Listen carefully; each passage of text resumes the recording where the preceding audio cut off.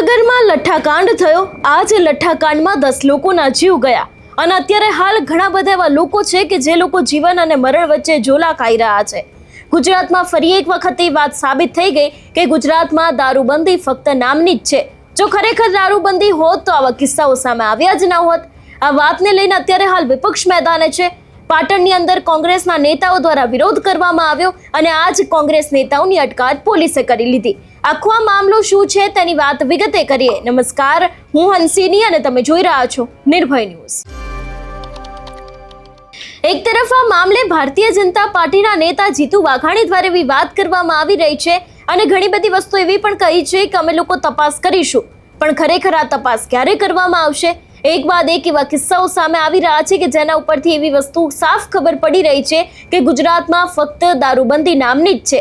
લઠ્ઠાકાંડમાં 10 લોકોના જીવ ગયા। અત્યારે હાલ ઘણા બધા એવા લોકો છે કે જે લોકો હોસ્પિટલની અંદર એડમિટ છે, તેમ છતાં પણ કોઈ જ એવા પ્રકારની કાર્યવાહી આની પહેલા નથી કરવામાં આવી કે બાદ આવા જે ઘટનાઓ વધી રહી છે એ ઘટનાઓની અંદર ક્યાંક ઘટાડો આવે। અત્યારે હાલ આ જે લઠ્ઠાકાંડ મામલે વિપક્ષ મેદાને છે। કોંગ્રેસ દ્વારા પણ વિરોધ પ્રદર્શન કરવામાં આવી રહ્યું છે। કોંગ્રેસના નેતાઓ છે એ પણ અત્યારે હાલ ક્યાંક આ જે દર્દીઓ છે ભાવનગર સરકારી હોસ્પિટલમાં જે દાખલ છે એમની મુલાકાત લઈ રહ્યા છે।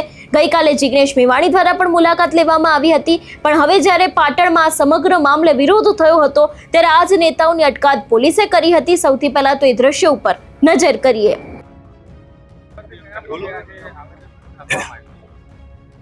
મોદી અને સરદારના ગુજરાતમાં ખુલ્લેઆમ દારૂ વેચાય છે।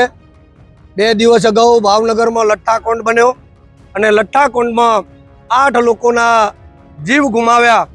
એટલે આ ભારતીય જનતા પાર્ટીની સરકાર પોલીસ સાથે હપ્તાખોરી કરી અને સમગ્ર ગુજરાતની અંદર દારૂને ખુલ્લેઆમ દોર આપ્યો હોય એવું આજની તારીખે લાગે છે। એટલે ગુજરાત કોંગ્રેસ પ્રદેશ સમિતિ દ્વારા તમામ જિલ્લામાં છૂટ આપી છે કે આપણે જનતા રેડ કરીશું। આમ કરવા છતાં જો દારૂ બંધ નહીં થાય તો અમે ટૂંક સમયની અંદર કોંગ્રેસ પાર્ટી જનતા રેડ કરશે। પાટણમાં અને અનેક જગ્યાએ દારૂ મળે છે। ટૂંક સમયમાં આપણા સમક્ષ અમે આ વાતો મૂકીશું। મોદી અને સરદારના ગુજરાતમાં ખુલ્લેઆમ દારૂ વેચાય છે। 2 દિવસ અગાઉ ભાવનગરમાં લઠ્ઠાકાંડ બન્યો અને લઠ્ઠાકાંડમાં 8 લોકોના જીવ ગુમાવ્યા। એટલે આ ભારતીય જનતા પાર્ટીની સરકાર પોલીસ સાથે હપ્તાખોરી કરી અને સમગ્ર ગુજરાતની અંદર દારૂને ખુલ્લેઆમ દોર આપ્યો હોય એવું આજની તારીખે લાગે છે। એટલે ગુજરાત કોંગ્રેસ પ્રદેશ સમિતિ દ્વારા તમામ જિલ્લામાં છૂટ આપી છે કે આપણે જનતા રેડ કરીશું। આમ કરવા છતાં જો દારૂ બંધ નહીં થાય તો અમે ટૂંક સમયની અંદર કોંગ્રેસ પાર્ટી જનતા રેડ કરશે। પાટણમાં અને અનેક જગ્યાએ દારૂ મળે છે। ટૂંક સમયમાં આપણા સમક્ષ અમે આ વાતો મૂકીશું। વિપક્ષના નેતાઓ અત્યારે હાલ એવી માંગ કરી રહ્યા છે કે ગૃહમંત્રી હર્ષ સંઘવી રાજીનામું આપી દે। આની પહેલા પણ આપણે જોતા આવે છે કે ઘણા બધા એવા લોકો છે કે જે લોકો દ્વારા આવી માંગ કરવામાં આવી છે।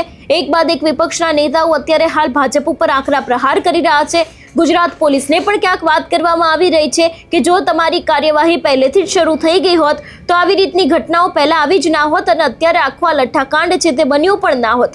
જોવાનું એ પણ રહેશે કે હવે આ સમગ્ર મામલે આગળ શું થાય છે અને લઠ્ઠાકાંડની અંદર તંત્ર દ્વારા શું કાર્યવાહી કરવામાં આવે છે। આ વિષયને લઈને તમારું શું માનવું છે અમને કમેન્ટ કરીને ચોક્કસથી જણાવજો। તેની સાથે અમારી ચેનલ નિર્ભય ન્યૂઝને લાઇક, શેર અને સબસ્ક્રાઇબ કરવાનું ભૂલશો નહીં। નમસ્કાર।